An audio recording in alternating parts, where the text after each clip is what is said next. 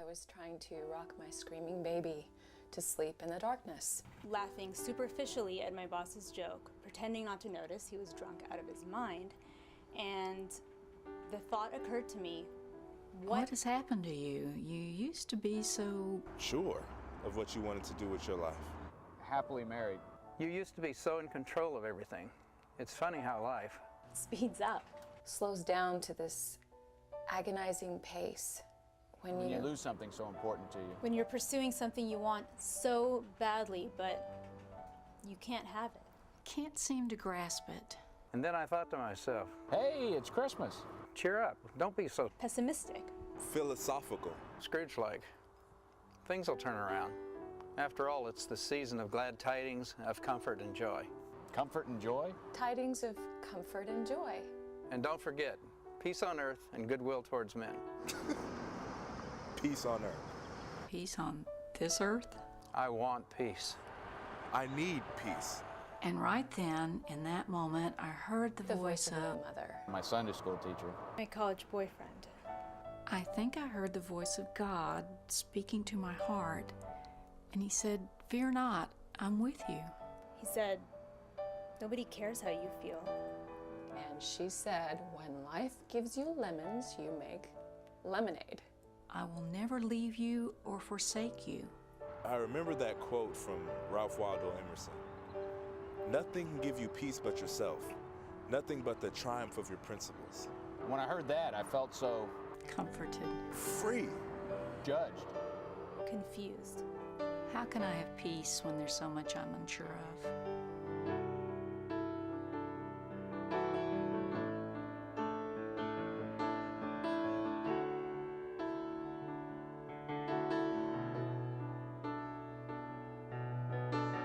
Is there a job out there that would actually be fulfilling?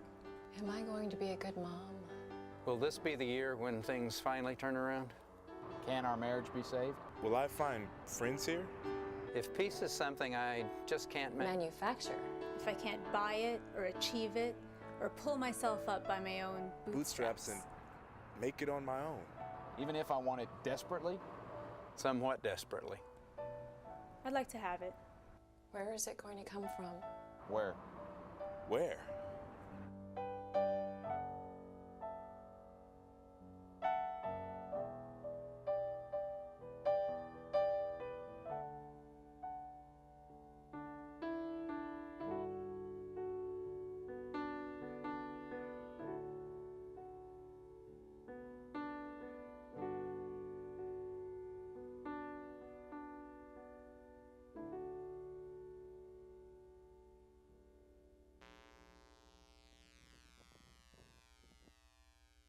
Good morning to you.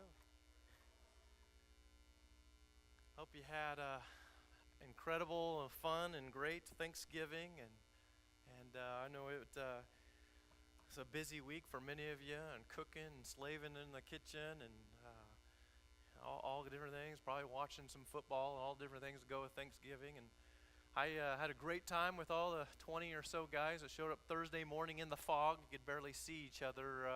As we played a football game early Thursday morning because the fog was so heavy, and so it made kind of a ghostly but exciting, fun atmosphere for football. And then I learned the best time to be at the wave pool with your kids is on Black Friday when there's going to be a Duck Beaver Civil War game going on.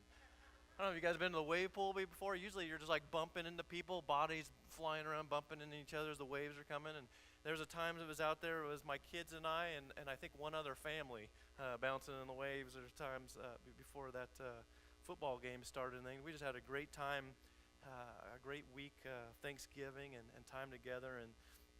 And now we enter into this time, this season, the Christmas season, all the beauty and romance and great a time of remembering when the Christ child came to the planet Earth, God incarnate, God with us, and he made his dwelling amongst us to reveal the very character and love of God for us. And we're going to talk about today about how Christmas builds our faith. And we're entering a time of year where we all begin to talk and think about Christmas, the celebration of an event where of natural laws were overcome by this outside, unusual experience when God entered the world and entered mankind's world and life. And I think it's a time where pastors are thinking, man, this is my 10th year speaking about Christmas messages and things, and some people, you know, what more can we learn? What more can we hear about? And so we begin to just walk through and listen to the Christmas story and think, what does God want to teach us today one more time through the Christmas story, the Christmas experience? And I think in our normal day-to-day lives, you ever notice how we're all trying to make sense out of life?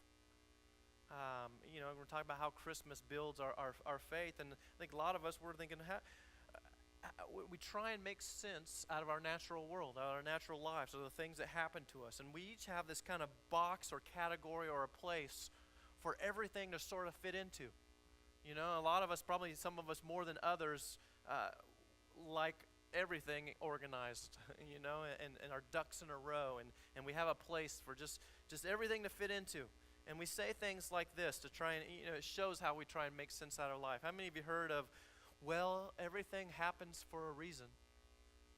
You know, some of you use that. Some of you say, I don't really believe in coincidence. Have you heard people say that one? You just haven't met the right person yet. So we're just hoping for Mr. Righty or Mrs. Righty to come, you know, along and or I guess it wasn't meant to be. How many of you use that phrase or that cliche? I guess it just wasn't meant to be. Or it'll all work out in the end.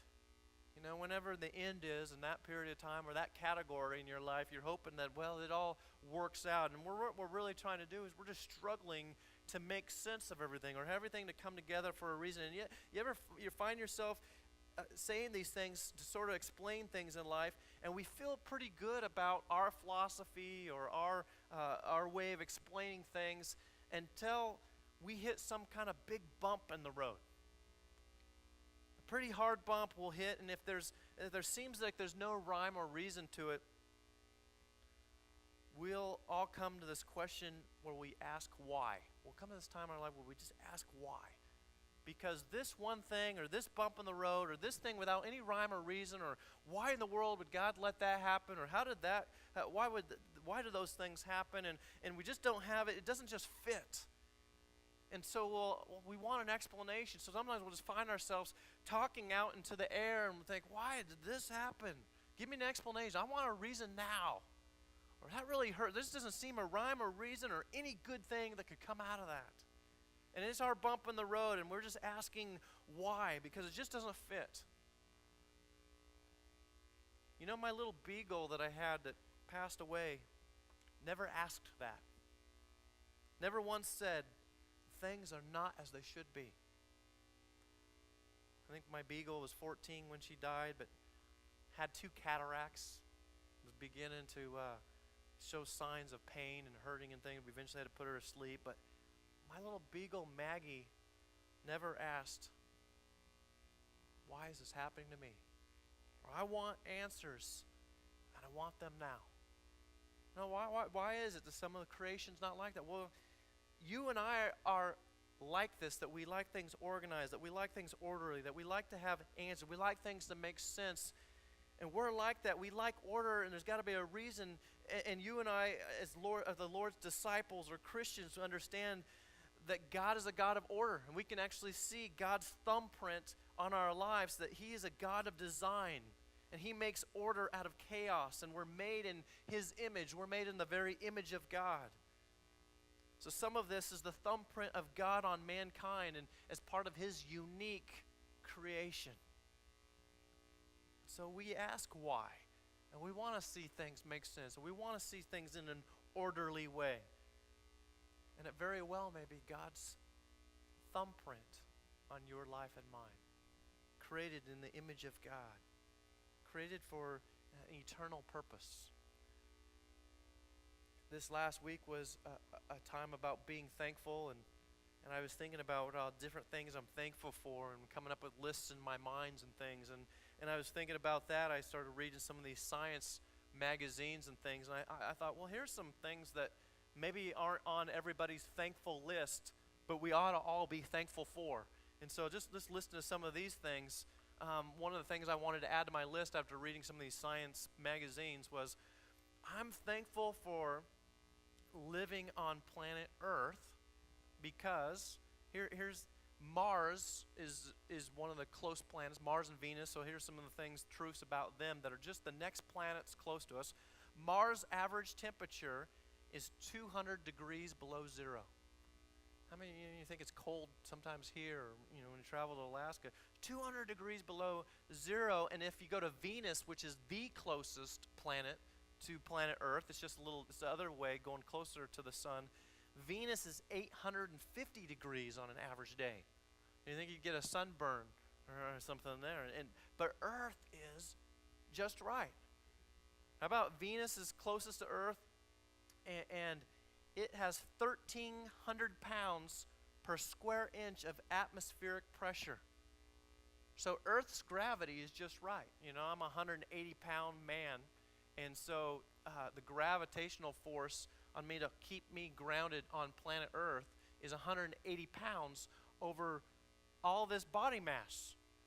Well, if I was to live on Venus, for every square inch, there would be 1,300 pounds pressing me to the ground.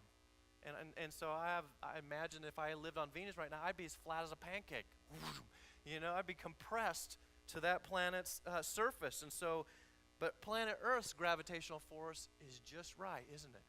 It's just perfect for a lifespan. And Earth's magnetosphere, it's not around other planets, just unique to planet Earth, along with the ozone also that protects us from harmful radiation. I'm thankful for the ozone layer. I'm thankful for Earth's magnetosphere that is perfectly in place, that's not on other planets where there's no life existing, but it is on our planet so that we can exist.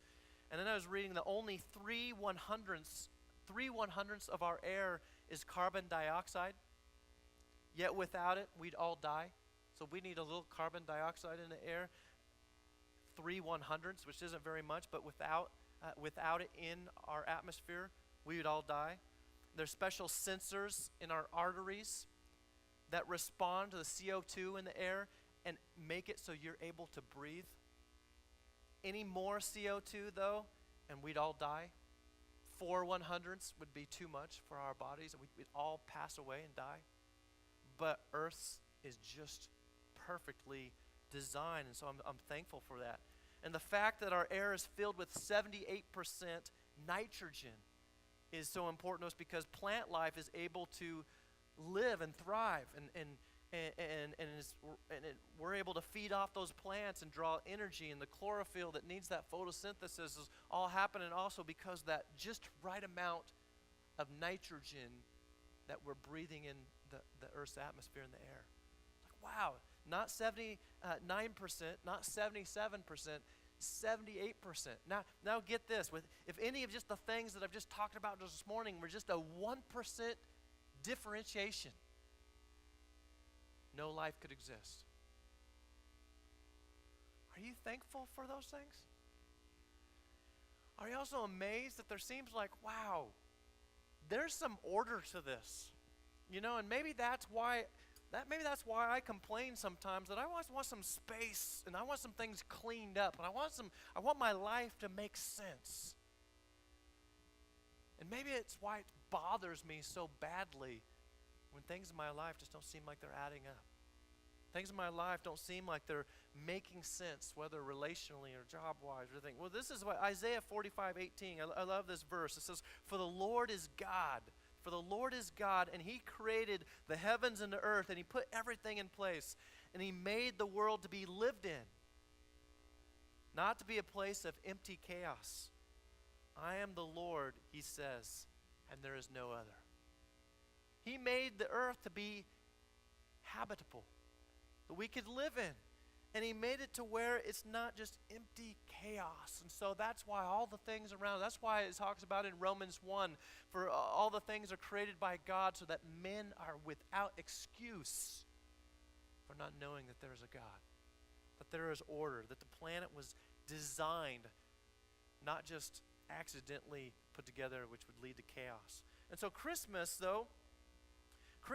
sort of represents sort of an anti to all this this order and all the logical putting together and things. And Christmas is sort of anti in this, is that Christmas is when God, who's orderly, who's put together, who likes things in their space and ducks in a row, is when God came down into the chaos, into creation, a creation gone wrong by sin, to bring grace and redemption and healing to a fallen world. So Christmas is a special time. The God of order, the God of all logic, the God of all reason, the God of everything making sense, enters into a fallen world of chaos that doesn't make as much sense except for the things that were in place as He's put there. But things went desperately wrong when sin entered the world, and it's a world where there seems many times like there's no rhyme or reason, and things just seem like they just happen, and things come into our lives that just don't fit. And we ask, why? Why does this happen? The child born with a birth defect. Why? Seems ruthless, seems cruel. The cancer that a loved one or friend has recently got, or the tumor that a loved one has been dealing with or had removed, the joblessness, so seeming to losing a job at critical times in the year, the key relationship that says we are done, the phone call from the police reporting the tragedy or the inability to pay all of this month's bills. Some people have been losing their house, losing their home. So I want to look at Scripture today, the story of Christmas, one more time, to see how our faith can be built up. And what happens when a God of order enters into our planet's mess. And so we're going to look at Luke chapter 1 and kind of just get a feeling for walking through this chapter and just see how Luke approached the Scriptures. Because a lot of times we're told in our college campuses and our schools and things that, well, this is just all, the Bible's just theory or it's fiction or different things, and we've evolved here and that's mythology and things, but this is the truth. This is the theory of evolution, is just the like money in the bank truth, and you're just stupid if you don't believe this and things. And so here's Luke writing this, and Luke, you need to know, is a doctor. Paul was incredibly smart, I think, when he took Dr. Luke with him on trips, because he had his own doctor traveling with him. And so here we are, Luke chapter 1 through 4. Just read this, and you get an idea of what Luke's idea or emphasis and direction he wanted to go when he began to write the Gospel of Luke. Many have undertaken to draw up an account of the things that have been fulfilled amongst us, just as they were handed down to us by those who from the first eyewitnesses and servants of the word.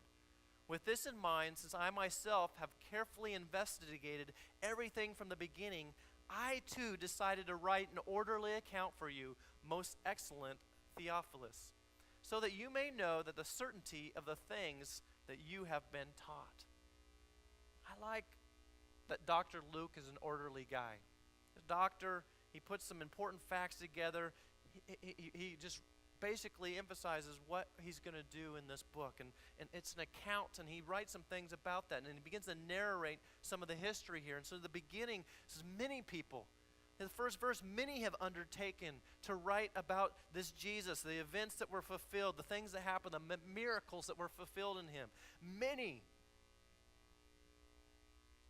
Goes on to say eyewitness accounts were written down by the earliest disciples, not second-hand sources. You're not getting this by the telephone game where one thing was told to another person and told to another person, told to another person. These were eyewitnesses accounts that were written down. Now, it's not good enough for Luke just that, because he says, I also investigated these things closely. This is not mythology. This is not fairy tale land.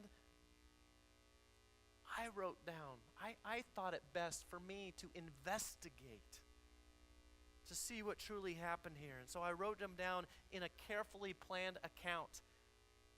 And he writes the reason that he's writing. And he's writing this not to just people out in general. He's writing to a friend named Theophilus. He's writing down to this man, and he says, you can be certain of the truth, everything you've been taught. Everything that's been taught to you about these scriptures and of what's happening with this Jesus, you can know for certainty it's true. It's a personal thing. He wants to know that this friend you can take to the bank. This is true. Everything it's been taught to you by all the many that have written about these accounts is not fairy tale. It's true. Well, then let's drop down to verse 26 and talk about from the Christmas story some of the things that Luke is saying is true and how this can build our faith and what Christmas is all about and how Christmas can build our faith. So here's the story that he's going to be writing about, some of the nuts and bolts in the middle here. In verse 26, in the 6th month of Elizabeth's pregnancy, God sent the angel Gabriel to Nazareth in a town in Galilee. Notice the detail of Dr. Luke. In the 6th month of Elizabeth's pregnancy, Dr. Luke's very specific with details to where a town named Nazareth. Where is it in? It's in Galilee. Nazareth is still there today. It was there a few summers ago to visit the town of Nazareth. It's still there. In verse 27, to a virgin pledged to be married to a man named Joseph, a descendant of David. And here's a real important verse. It's been timeless. The virgin's name was Mary. Very specific. The virgin's name was Mary, a descendant of David. This would have been written down for the Jewish community because it answers some prophecy concerns. The Messiah was going to be out of the family or the clan of David, the old king during the golden years of Israel. And so it's in that prophecy is answered. But the virgin's name was Mary, the future name of many cathedrals and part of countless nativity figurines and the statues around the world. And even in Nazareth today, there's a church sitting there as a marker commemorating this interaction in Nazareth between Mary and the angel Gabriel. It's a big white marble church building that commemorates what happened in this town of Nazareth. And probably some of you have heard about the name Mary. Many people may know people have been named after this young lady, and this originally came from this interaction that happened at this date and time of history. In verse 28, the angel went to her and said, "Greetings, you are highly favored.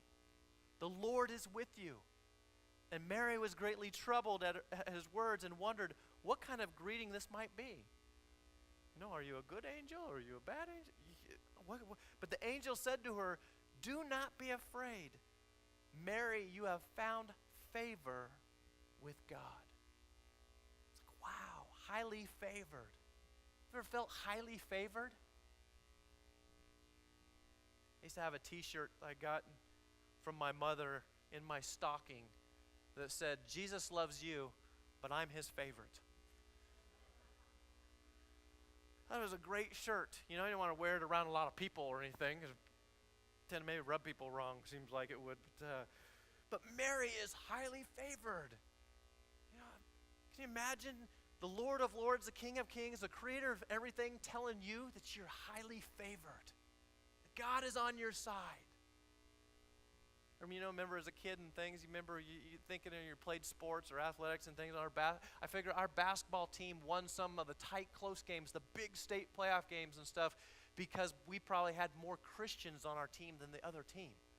And we were favored by God. I bet yesterday there's some Auburn fans that are thinking, and maybe Auburn's football team and the things that have happened to that team this season, they're thinking, man, this is an act of God for them to beat Alabama and then beat that Georgia. The different things I've been watching, they must feel highly favored. Wow, they're either living right and doing well, or maybe God has just destined them to win a national championship. You ever felt highly favored? But really, she's a confused girl at this point. She's hearing this from this angel, and ordinarily, she's just a ordinary peasant girl. And back in this time, an ordinary peasant girl, you'd maybe live 40, 50 years. You were lucky if you got to meet your kids' kids, got to go on to be a grandparent. And that was if you're lucky enough not to die at childbirth, because they didn't have all, the modern technology and C-sections and different things. And so she would most likely, normally, if she lived her life, she'd be a peasant girl that would live her life the best she could, with these small group of people around her that knew her name, but most likely she would die amongst the other peasant girls that never knew other peasant girls. never remembered their name, no one famous. Her world would have consisted of a few square miles around her, other than the few times she might visit a feast or go down to Jerusalem. But most of the time, this is her world. Few barns, makings of food each day, cleaning some fish, cooking some fish, spending some time with family. This insignificant part of the world. Palestine wasn't even the center of the world. It was the Roman Empire. They were oppressed, occupied people. And she hears from an angel, you have been highly favored. And you listen to how she's highly favored and why. In verse 31, Gabriel tells her, you will conceive and give birth to a son, and you are to call him Jesus. And he will be great, and he will be called the Son of the Most High. The Lord God will give him the throne of his father David, and he will reign over Jacob's descendants forever. His kingdom will never end. Now, I think each of us, even if we're not famous or desire even to be famous, we're concerned at some level of what our legacy is going to be, aren't we? What kind of memory will people have us? What kind of mark am I going to leave on the world? What should I be doing with my kids and things so my kids are just good kids and will remember me the right way? And maybe that's our legacy that we want to leave. And well, there's also kingdoms and great history that had these concerns. And there was time after time where through his history, there was different empires that thought their kingdom was never going to end. You got the Babylonians. The Babylonians, a huge empire, was just awesome. And people at that time said, man, maybe the sun's not going to set on this empire because it goes on and it'll go on forever, and no one will ever be more powerful than this empire. And it would last hundreds of years.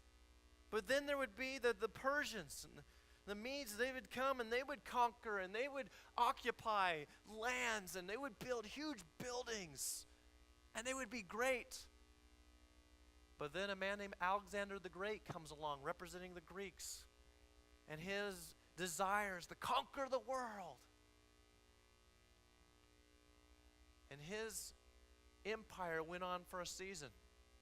And the Romans came along. And this is all prophesied all the way back to the book of Daniel about how all these different empires would come along.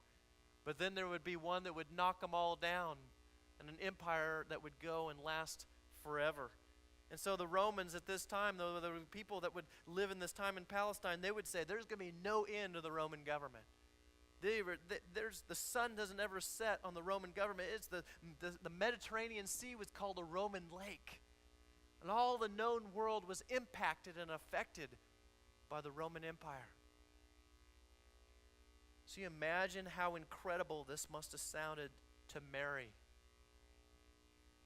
You know history. You know the different empires that have come and go. And your son's kingdom will never end. Will never. And she's this peasant girl in Nazareth.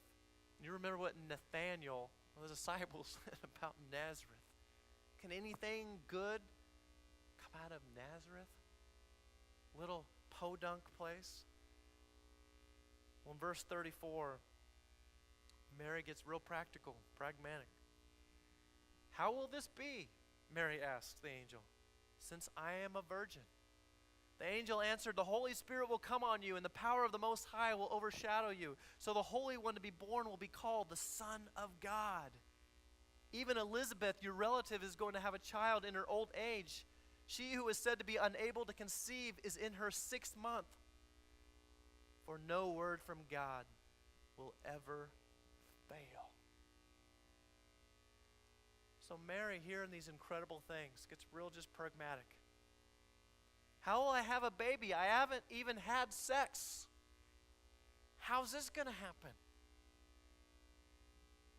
Gabriel briefly shares with Mary how this baby will come from God. And even cousin Elizabeth, who's said to be barren in her old age, is going to have a baby. Why? Because God said so.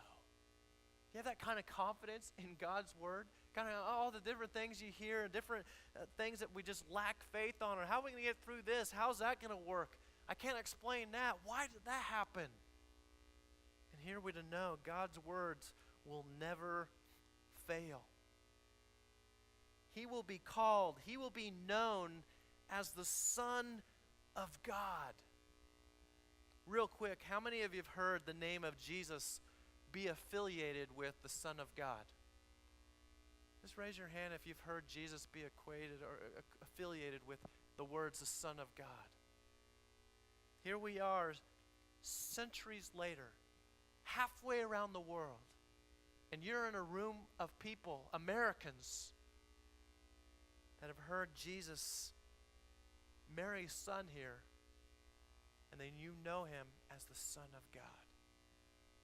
That was first originally said by Gabriel, this angel. And here we are today, fulfillment of what Gabriel said. And verse 38, maybe the most amazing verse, is in Mary's response. I am the Lord's servant, Mary answered. May your word to me be fulfilled. And then the angel left her.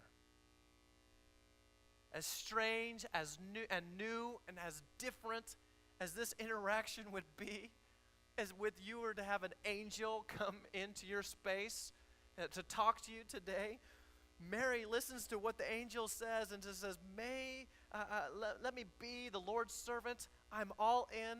May your words be fulfilled as you've told me. Use me, God. You think, would that be your response? Would be that you're hearing this this different information. You know who you are. You know that in Mary's case, she's a virgin. She's never been with a man. She's committed to Joseph, to soon to be married. And basically says, I'm all in. Great amount of faith in response to that. I don't know what you think upon hearing about this whole story. It seems pretty simple, straightforward. It's the Christmas story after all. But Mary's life becomes anything but simple at this point. In fact, it becomes very complicated. It gets more complex, not simpler. Some people, they receive Jesus into their life and think, wow, now everything is just going to go great.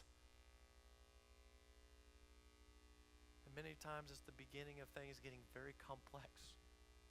Things that you thought, that now you got this enemy that comes against you.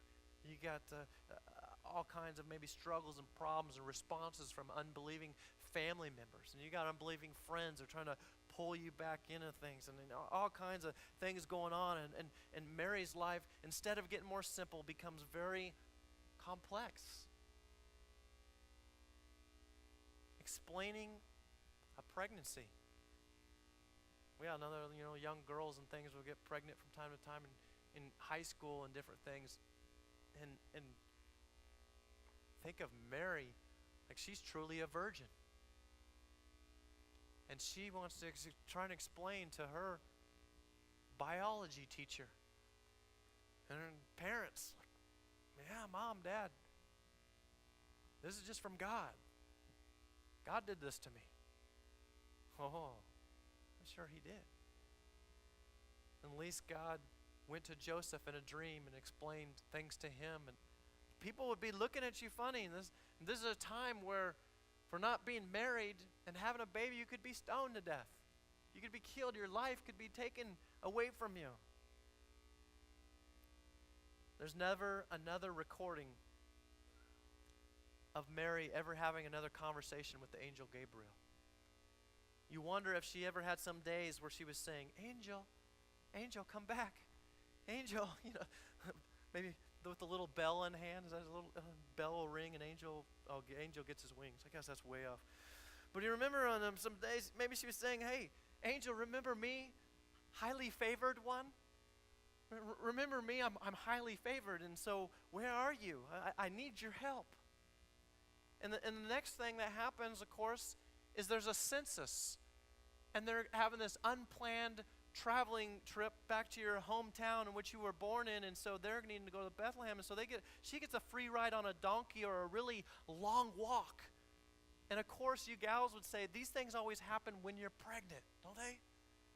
You need a long walk or a donkey ride when you're pregnant. As Kelly and I sort of joke about the November and December months are the only times of the year where appliances break down. I've told her because we're saving or we're trying to save money for Christmas. And so every year I've asked my growth group, just like financially, does everything get hard on you? The October, November, December parts of the month, because with us it just happens. Over a couple of years ago, our washing machine broke down just before Christmas, and so we had this other December, the December after that, our sprinkler system went out where we had a crack, and then the water, we had this huge $400 water bill because our sprinkler pipes had been cracked from the weather. And then this year, our garage door opener, the springs decided to break at the same time. And so several $100s later, and then the InSinkErator goes out, and so we had 4 appliances break down over the last couple months. And we're like, it's got to be getting close to Christmas. And Mary, she's got to be thinking, Angel, I'm not ready for a donkey ride clear across. I'm pregnant, In fact, I'm very pregnant. This is not a good time to travel. Angel, remember me? Highly favored.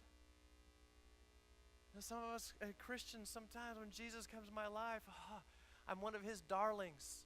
And the world, man, it's going to hell in a handbasket. But whoo, I've been chosen. So angel, come help me. God, come help me. Come bail me out of this predicament. And then, you've heard the next story. There's no room in the inn. They get on the end of their long walk, and then there's no place for them to stay. You can see Mary's response, can't you? Could the angel have called ahead, at least reserved a room? You imagine how Joseph and Mary's relationship's going, this kind of financial stress, this kind of problem, and they're going to have the Son of God. Oh, we're highly favored one, and we're thrown out in the barn or in the stable to have our son, because of course he's coming right now. And then there's King Herod. Throw that into the picture. I used to feel bad for people. They told me they were born on 9/11, September 11th, after the terrorist attack, and every anniversary, it's my birthdays, 9/11. It's like, oh gosh, what a bummer from here on out. Every time there's this anniversary of this great terrorist action on your birthday. Let me imagine what happened. See, with King Herod, he was one of those kings that wanted his kingdom to last forever.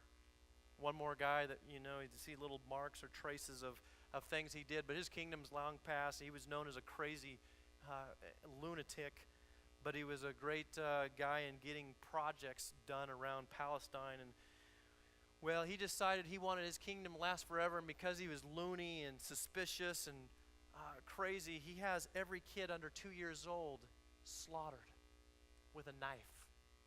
And the Romans did a great job of killing one baby after another under 2 years of age to try and capture the baby Jesus, the new king. This kingdom was going to last forever. So King Herod, you imagine this almost sort of takes the magic and romance out of Christmas, doesn't it? Imagine for Mary thinking every time of her son's birth, her son's coming. Yeah, that was the time of all Israel was in just desperate weeping and crying because every other woman was getting their kids slaughtered.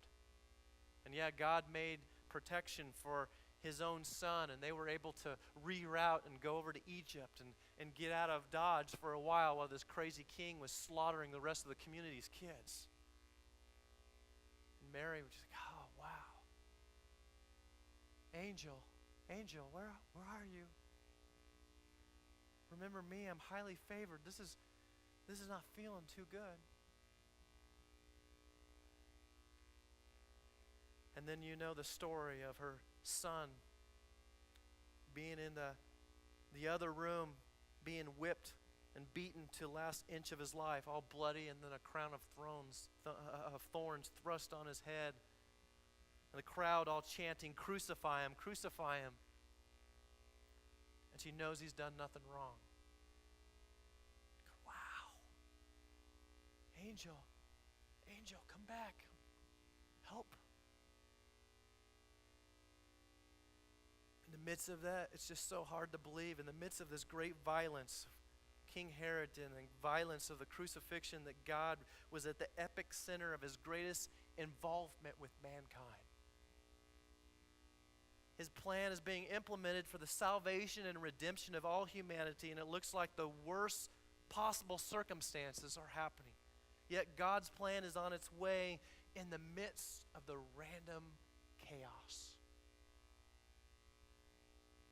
How is faith built by Christmas? Well, in all this, Mary says, I'm your servant. May it be done as you say. I am your servant. May it be done as you say. Faith in the midst of Christmas. Faith in the midst of the first Christmas. Ephesians 1:11 says, in him we were also chosen. You see yourselves as also chosen. Highly favored by God, really, because you haven't been predestined according to the plan of him who works out everything in conformity with the purpose of his will. That's you and I.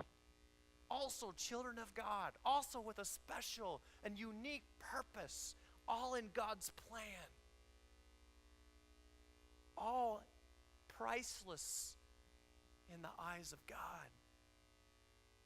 People he wanted to send his son.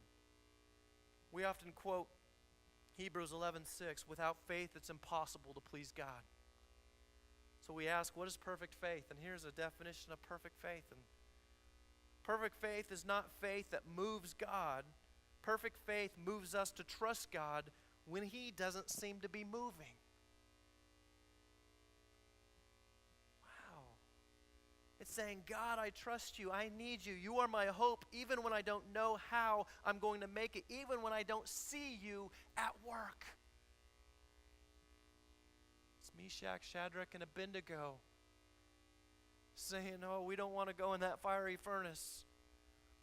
And our God can deliver us, but even if he doesn't, even if he decides not to move, and we're not seeing him move real quick here because we're scared because we can feel the heat of the fiery furnace, we will still not bow down to your gods. We will still worship the one and only God who sits on the throne. We will worship the Messiah. We will worship Jesus. And so the challenge this Christmas season, I want to challenge you to give it all to God. That random, that doesn't make sense, that why did this happen, what I'm going to do now, that hurts, why this, why that, I want you to give that all to God as we enter this Christmas season. And let Christmas be a reminder to both you and I that we have an opportunity with each day, with each circumstance, with each little wrinkle or curveball thrown at our way. So I don't know what you're doing, God. I don't see you moving here. I don't see any rhyme or reason. But God, I am your servant. Whatever you say, whatever you told me in your word, whatever you're telling me through your Spirit, may it be exactly as you say. Isn't there times as we look at our country right now, as we look at what's happening around the world, as we read the papers, as we look at just the changes that are happening so rapidly, we're thinking, God, I don't see you moving here. What's going on, Lord? Are you letting us all go down here? Are we going down? What happens to America? How come I'm not reading about America in Revelation? What's going on? God, I can't pay my bills this month. God, she says she's leaving. God, I don't have enough food. God, they say they're ending my job. They're merging. What are you doing? I don't see you moving. And we'd have to say, God, but I trust you. First of all, my identity is in you, but I'm your servant. May it be as you say. The invitation this morning is this Christmas time. Whatever's thrown at you, whatever challenges are coming your way, still if we could think outside of ourselves, and even when it's hard because we're just focused on the issue, the problem, the things, our circumstances, I pray that you'd say, you know, I'm going to reach out. I'm going to touch someone else's life in some special way because I'm the Lord's servant. And when it makes the least amount of sense to reach out because I really could turn inward because of the things happening to me and the struggles that are coming against my faith, the wanting to hunker down. This is the time to touch someone else's life because we're the Lord's servants. Mankind, who he made in his image, is the apple of God's eye. That's why we're bothered when things are going wrong. We're bothered when things aren't orderly. We're bothered when there's chaos. And so the fact there's chaos all around us bothers us. Well, that's the thumbprint of a God of order, of God that wrote gravity into the universe, that put the stars and the moon and the oceans in their places. If that's you, maybe just saying, Alan, I just want to come back to the connection room and pray with you that I'd give everything to God. Or maybe there's some people here that said, I don't even got a relationship with Jesus yet. I want to invite him into my life. I want to say, Jesus, come into my life. I need you. I need your love. I want to be your servant. That might be you. Either way, I'm going to be in the back, just in the connection room, and we'll welcome you back to pray with one of our shepherds or myself. But at this time, we're going to stand up and we're going to lift our praises and songs to the Lord Jesus Christ, who loves us in unbelievable and incredible ways. And we get the opportunity to serve him each day as a privilege before a loving God. Let's celebrate this Christmas season and kick it off right in faith.